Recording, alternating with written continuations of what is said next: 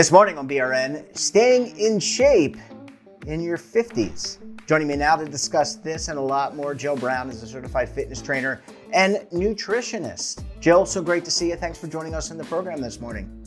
Well, thank you for accommodating my West Coast time zone. Absolutely. We appreciate you coming on.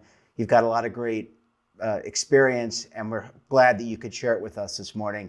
I want to start out our conversation, Jill, asking about the importance of longevity and our fitness, our nutrition. How does that all fit together when you think about human longevity? Well, the going term now, we don't really say longevity in that field so much. Not that I'm a longevity scientist, but of course I implement the science and the research from longevity study from gerontologists and longevity researchers. And now what we're concerned about in that area is health span, because we have all kinds of drugs and medications that can keep us alive to close to 100 or longer. But what's your health span like? Like, are you going to be spending those last 10 years in a wheelchair with somebody changing your bedpan? You know, are you going to be able to are you going to be able to move freely?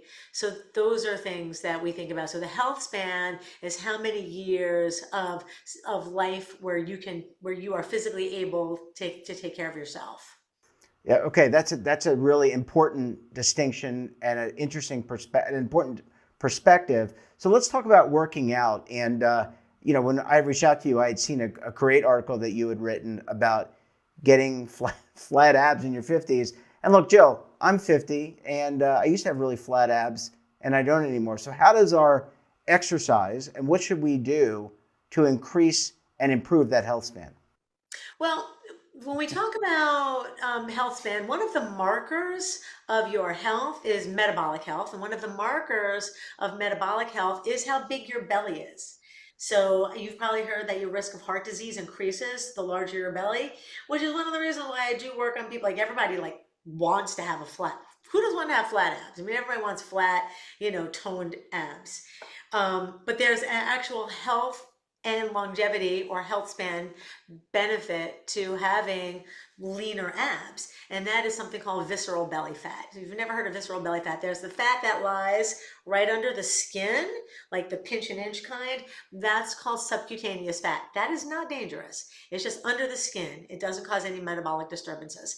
Now, when you start putting on belly fat and you see people, they have like the quote unquote beer belly or the beer gut, that fat under the skin can over time seep in below the muscle and around the organs. Also, there's spillover. So when you start running out of you have so many fat cells, your body can start making more, but where it's going to use fat cells that exist, and it's going to start putting the overflow into the region around the belly. Then some of it will also go into the liver. So you might have heard of non-alcoholic fatty liver disease or NASH. This is excess fat getting deposited in the liver, no good for metabolic health. That's going to start shortening your health span and your longevity, your lifespan. And then this visceral belly fat that's outside the organs. Well, fat is where we store toxins. And so when these fat cells are around the organs, it can leach something called toxic cytokines. You don't need no test, you're not being tested on that, but it leaches these toxic chemicals into the bloodstream and into the organs, thereby shortening your health span and causing a whole array of metabolic diseases. So that's one of the reasons you don't need having a flat belly. Looks great in clothes or out of clothes, but it's not that's the important part. It's how much of that belly fat is building up under the muscle and around the organ, and that's what we have to look at, and that's called visceral belly fat, which So, will cause damage. sorry, I didn't mean to interrupt you, Jill. So do we have to train differently? We've been talking for a while offline. I work out, yoga, row. But do we have to train differently in our 40s, 50s, 60s, 70s than we did when we were 18, 20, 25, 30? The only difference that you have to do differently from your teens to your 30s versus your 40s and 60 plus, I'm 57. is just make sure you don't get injured. Because when you get injured, we don't heal as fast and we're going to be down and out for a while. I have a lot of injuries and I'm constantly managing injuries that I developed in my 20s and 30s doing dumb stuff. And and then some of it into my 40s, thinking I was still in my 20s and my 30s. And so we wind up with injuries, and they hold you up and they will impede your fitness level later on, because the more pain that you're in, joint pain, back pain, all of this stuff is going to make you exercise less. And the less you exercise, well, exercise is the number one longevity drug that scientists have ever found. There's not one single drug that you can put all the money in the world. You can be Brian Johnson, you can be spending gazillions of dollars on drugs. Now you know Brian Johnson is, so you can spend all of Absolutely. your money on drugs and your treatments and supplements. But the one thing that is absolutely known to keep you alive the longest is being able to regularly exercise. If you hurt yourself in your 40s, 50s, and 60s, and you wind up having to exercise less or can't do your favorite exercise, which makes you want to work out less. Let's say you're a runner and now you have like some ankle problem, you've broken an ankle and now it hurts to run. Well, you have to find other things to do. You have to work around injuries, but sometimes it's just not as fun because that's the thing you love. So the number one thing is don't get injured, or make sure if you get injured, find other things that you can do. Always work around your injury. The other thing that you have to do differently, and the most important thing you have to do differently after 40, 50, and 60 is eat differently. So let's talk about that, because it's almost like that Apple commercial, think different, but we're saying eat differently. I don't know where I was going with that. It doesn't really matter. How do we need to? What kind of nutrition? What kind of sustenance do we need in order to invigorate the body, repair the body overnight? Well, we can't repair overnight. The best we can do is get a lot of sleep. So, number one, if you're exercising and eating right, you're still going to be putting your body at risk and at a deficit to your ultimate to optimal health if you're not getting enough sleep. That's where I struggle the most. Since I was a kid, I've just genetically never been a good sleeper ever. Me So, too. Me too. yeah, so that like so we've definitely shortened our lifespan because of that. Like people who don't like, so with I've tried to compensate with that with all of the exercise. Like maybe that will offset the years of sleep that I haven't gotten. We'll find out one day. That's true. That's true. We'll find out one day on my last day before I'm like, oh, Should have slept more. wish I Should had have slept slept more. more, Joe. I'm But already in, saying in that. but But in that's terms of nutrition, sorry. Yeah, well, sleep is key because your body's repairing cells while you're sleeping, including your brain, which hopefully you've done something on brain health, or maybe that'll be a future podcast for you. So we need more protein as we get older. Our bodies become something called anabolic resistance. That's just a fancy way of saying it's harder to build muscle and it's harder to heal. So it's harder to grow fresh muscle, and all the while, we're losing muscle as we age. Mm. So, for people who don't exercise, you're losing muscle way faster than you're building new muscle. For people who exercise, we're still losing muscle faster than we're able to rebuild it as we age. This really gets prominent at around 50, and then exponentially prominent in your 60s, and then muscle growth kind of falls off a cliff after 70. So we're just trying to hang on to what we've built over the years. um, so sleep is important in getting extra protein. So there's a formula for how much protein you need. Bare minimum if you don't work out is 1.2 grams per kilogram of body weight. Bare minimum if you exercise, I'm really looking to people to get 1.6 to 2.2 grams per kilogram of body weight. Now, of course, if you're a 200-pound person, you're going to be choking down an entire horse. It's gonna be hard to get that much protein. So we base it, or I base it as a trainer. So I'm a trainer, nutritionist, and master health coach, fitness coach as well. So I base it on the person's lean mass, if I have access to that information, or their desired body weight. So if you're 200 but you want to weigh 175, I would base that formula on 175, just to make it simple. And should we, in terms of lean protein, is it traditionally the chickens, the lentils, things that are considered lean kinds of proteins that you would consume, or can you supplement with like Greek yogurt or a protein powder in addition to real food? So lean protein means it has a low percentage of fat. So something that would be high fat would be red meat, would have plenty of protein, but it also has quite a bit of fat, especially if you're having Hmm. something like a hamburger. If you're having um, turkey or chicken, are you having the dark meat or the white meat? The white meat is going to have almost no saturated fat, whereas the dark meat is going to have a much larger percentage of saturated fat. So lean meats are chicken breast, turkey breast, and then we go into the other healthy fats, which are going to be eggs, whey protein, as you said, low fat or non fat Greek yogurt, low fat or non fat cottage cheese, and these are dairy proteins. And then you also have the options of beans like lentils, like you said, or soybeans have even higher amount of protein. Where it gets a little bit tricky for people who want to be more plant based is that if we're looking at peanut butter, which is technically a bean, peanuts are a legume, like a soybean. Um, they are more fat than they are protein. So you're really getting a lot more fat. So a lot of the calories are coming from fat. There's gonna be this much fat, this much protein. If you're looking at legumes, then or lentils, then we're looking at mostly carbohydrate. They're this much carbohydrate and this much protein.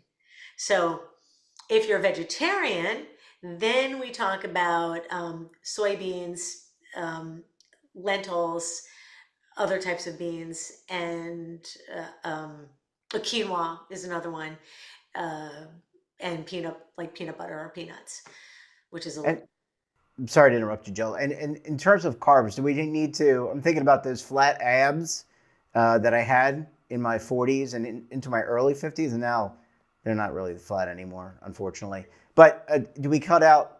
Is it okay to eat, for example, brown rice? We know that processed foods are just bad. Eliminate processed foods. But what about things like brown rice? I mean, can you still eat some of the things that we like in terms of carbs? well, carbs don't cause belly fat.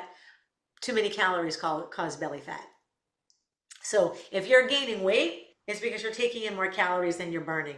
So whether that fat is coming onto your arm, onto your face, onto your butt, onto your abs, if fat is increasing, if the scale is going up and your clothes are getting tighter, it doesn't matter if it was because you ate too much carbohydrates or too much fat. It was too many calories, period. Now, protein is a slightly different exception.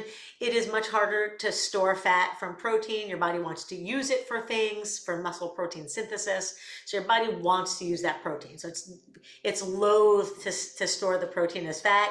But if it has to, if you've eaten 5 Big Macs, it's going to take that. It's going to take that. I don't need this extra protein, and it'll store that. It will tend to store that as fat, but it's going to want to use the protein. So when people think back in the 80's and 90's, we used to think fat makes us fat, and that's true because fat has a lot of calories.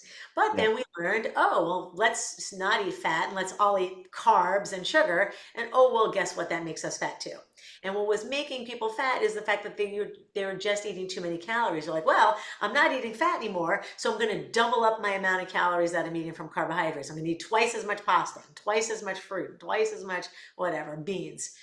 Then they go, oh, now I can't eat that anymore, so now I have to go back to fat. Now we've got people going on the keto diet and they're losing weight. One of the reasons why they're losing weight when they do the keto diet is half of that is water in the beginning. Yeah. So they think they're losing fat, but they're losing water weight. And then if weight continues, so you see like a big result in the beginning, you see 10 pounds come off, most of that's water, and then you see the scale not moving anymore after that. That's because you're still eating too many calories. It's really easy to overeat calories from fat because every gram of fat has more than twice the amount of calories as every gram of carbohydrate. So if I'm weighing on the scale, if this weighs the same of fat and carbohydrates on the scale, this would be how many calories are from fat, and this would be how many calories are from carbs. Um, Uh, yeah, go Go ahead. ahead. I'm sorry. Yeah, Finish your thought. so I was just explaining that it's the fact what was causing us to gain weight and gain fat is just the fact that we're just overeating. We're just like, wow, Yeah. I can eat all the carbs in the world, and then we overeat them. Oh, I'm just going to eat fat because I'm on the keto diet, and people still overeat them. That's why people lose a bunch of weight in the beginning, and then they stop because they saw the water weight loss, like, ooh, this is working, and then it stops because they haven't adjusted the calories. As we get older, our metabolisms are getting slower because we have less muscle. Like I said, we build muscle slower, we lose muscle faster, our metabolism slow down. So if you're trying to eat the way you did in your 30s, in your 40s, 50s, and 60s, you're going to be gaining weight. Well said.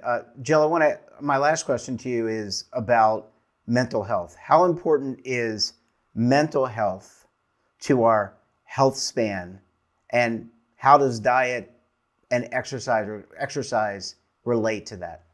Well, I'm not an expert in mental health, or else I wouldn't. Well, I guess maybe I will ask my therapist how much I know about mental health. Yeah. Um, so, uh, exercise and diet play a huge role in mental health.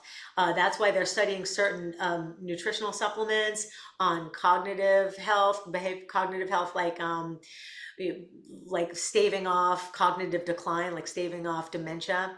So they're looking at a lot of supplements in that area. But we know once again, because when people have poor mental health, they tend to have a poor quality of life. And when they have a poor quality of life, they're making bad food choices, bad relationship choices. They're not sleeping enough. So when you're depressed, you don't sleep well. When you have too much mental and emotional stress, you also don't sleep well, and that disrupts a whole bunch of hormones that cause you to overeat. You've all heard of stress eating or depression eating, and that causes us to gain more weight. So the people who exercise more tend to have better, not everyone, some people use exercise as their medication. That's my antidepressant. Exercise is my Zoloft. And but it does help with brain chemistry a lot. When you exercise, you feel better. You get more feel good hormones and neurotransmitters like dopamine and serotonin, and then it helps you eat healthier. So there's a whole cascade when you're in a poor state of mental health, where it affects fat storing hormones, it affects your sleep quality, it affects your ability to make good decisions for yourself, and then we wind up on a downward slant.